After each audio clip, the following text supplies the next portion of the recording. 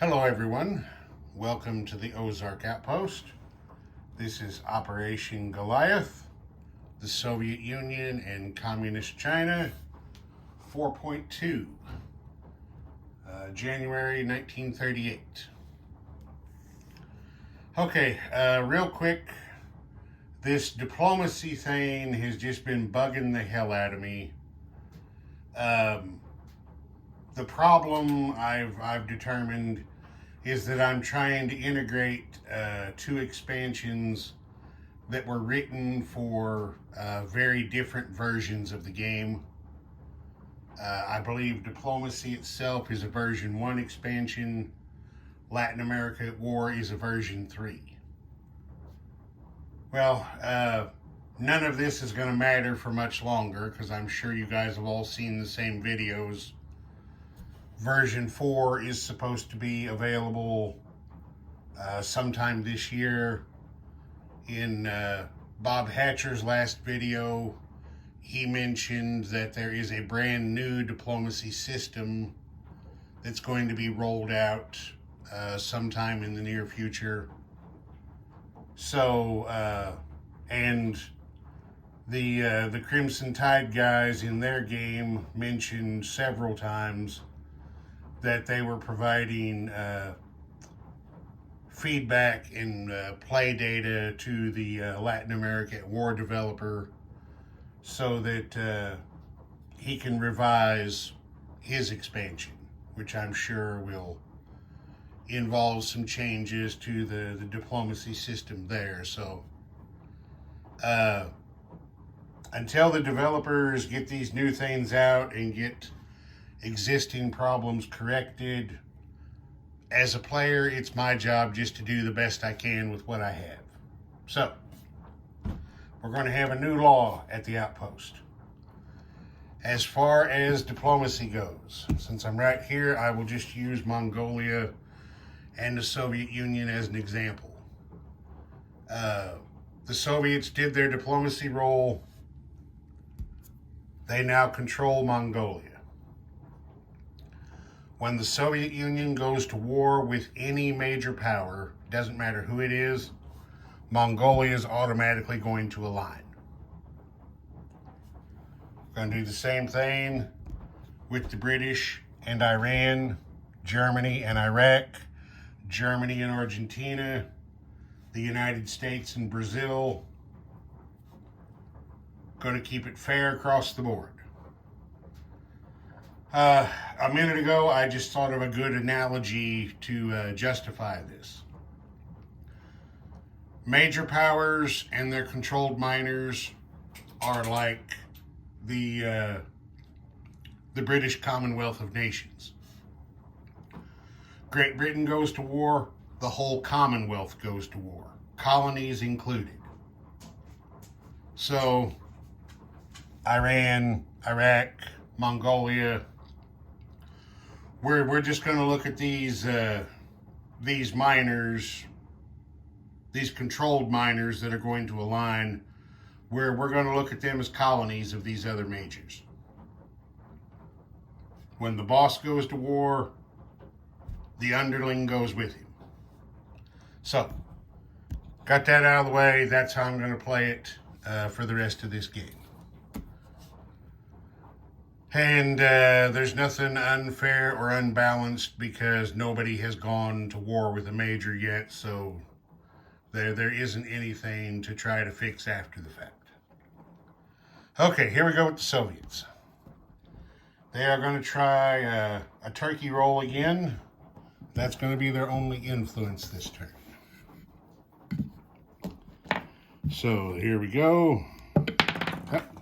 Jumped right off the thing, bowling stuff over, missed with a 10. All that for nothing. Okay. Tech rolls. They have 3, so they're trying advanced artillery, advanced mech, and jet fighters. And it looks like they got jet fighters, and that's it. So that goes up to stage 2. Okay, next is purchase. The Soviets are being miserly this turn. They're not going to buy anything, and they're not going to lend-lease anything. They are sending the free supply marker to Madrid. Of course, they're also getting their Moscow gold. The Chicoms had 7 in their bank. They're buying 2 infantry and saving 1. Now, there isn't going to be... Oh, yes, there is. Oh, wait a minute. Don't want to mess up. I got to get the red bag out here and draw the marker for the Spanish Republicans. I forgot it for the Nationalists last time and did it off camera, and they drew a... the hell did they draw? They drew a Spanish Legion. They're attack 3, defend 3 shock troops. Okay, here we go. That looks like Mexican aid again, I believe. Unfortunately, I just don't remember what Mexican aid does right off the top of my head.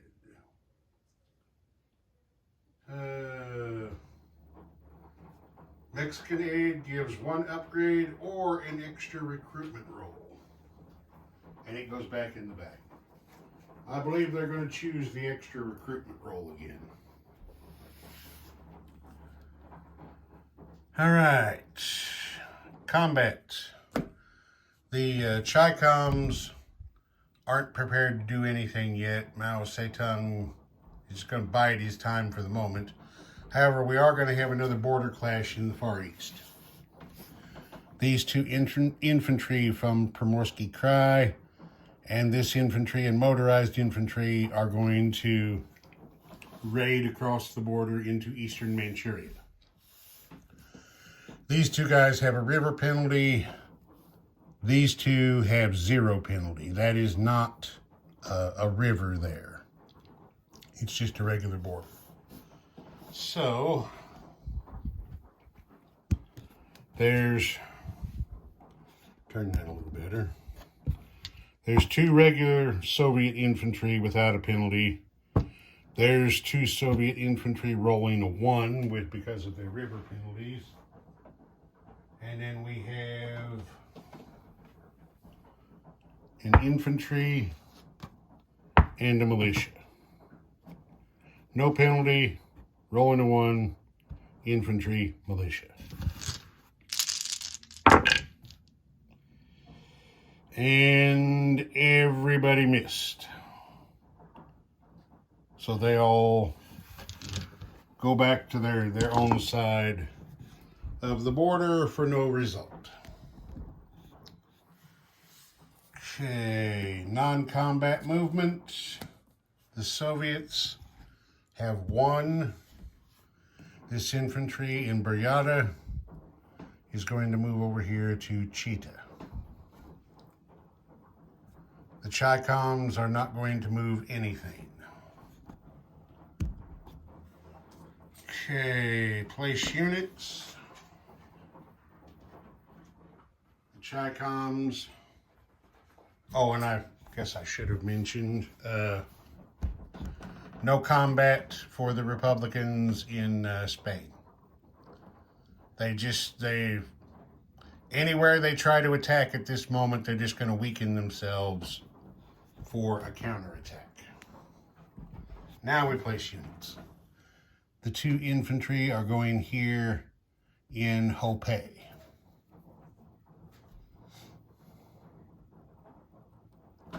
There we go.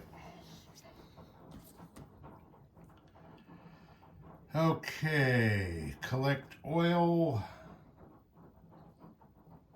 The Soviets did not spend any oil this turn. Oh, wait a minute. I'm messing up. Trying to get ahead of myself. The supply marker arrives in Madrid, and I thought I had a mountain marker set out here already. Oh, I did actually. I put it away, forgetting what it was for, because I set this turn up last night.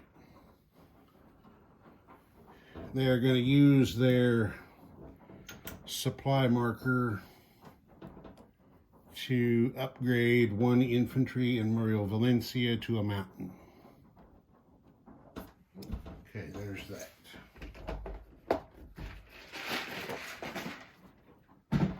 All fixed. Okay, now the Soviets get a net gain of 4 oil.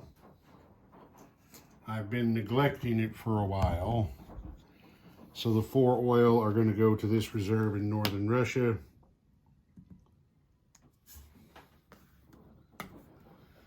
There we go. Okay, money. The Soviets still have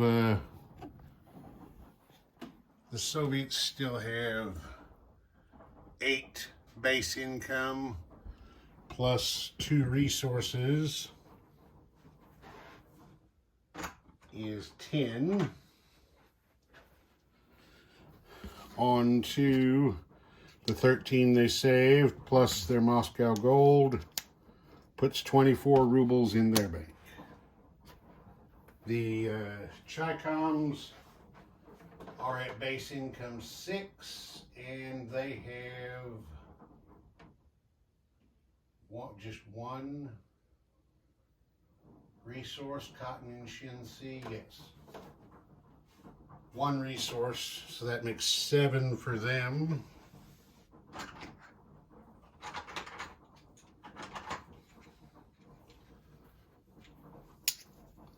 Which will put 8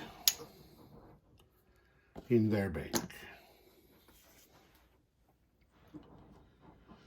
Okay. Now, come over here. The Soviets put another heavy water in their stockpile.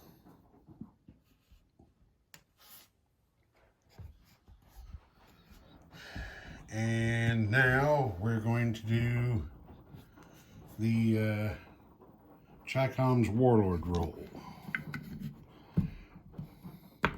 So the Chi-Coms now have 1, 2, 3, 4 territories. So that's what they're looking for. They got a 1. I didn't mention it beforehand, I should have. But Xinghai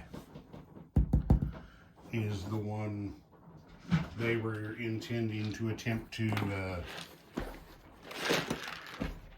recruit. So, get the roundel on there, replace this with a red cavalry,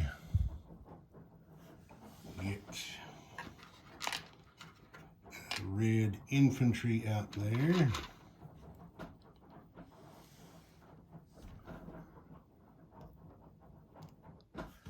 And there you go. Another successful warlord recruitment. Okay, now the Chi-Coms are going to do their recruitment roll, which with that addition now means they're rolling 5 or less. There's another 1, so they get a successful recruitment. I think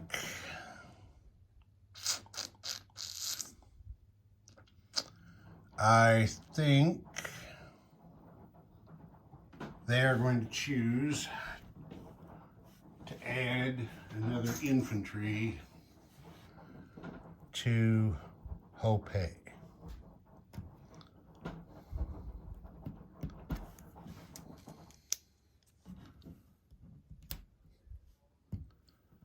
That gives them 3 there now. Okay, well, you know, if that's what you're into, hey, hooray, Chairman Mao. Okay, now Spain is going to do recruitment roles. I have also realized in reading through the rules again last night, I have been making an additional mistake with regard to Spanish Republican recruitment, which I'll just cover as I go through here and do it correctly. So Spain has 3 territories. Here's their first roll. 9, they miss. They chose an additional recruitment role as a result of Mexican aid. There's an 11 for a miss. Now, as part of Moscow's support for the Civil War, they get another recruitment role per turn that, if it's successful, gives them an international brigade, not a regular infantry or 2 militia. So now we do that one. They hit that one. So we have to get them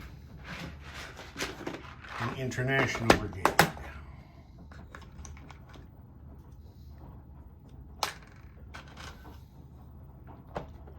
I have that out here. And I think we're going to put that down right there in Madrid.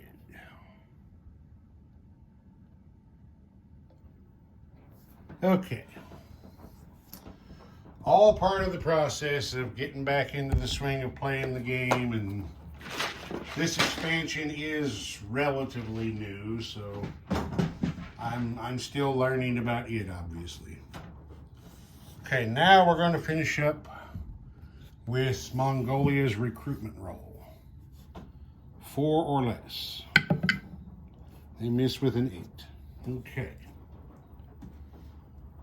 And I'm pretty confident that is the end of all of that.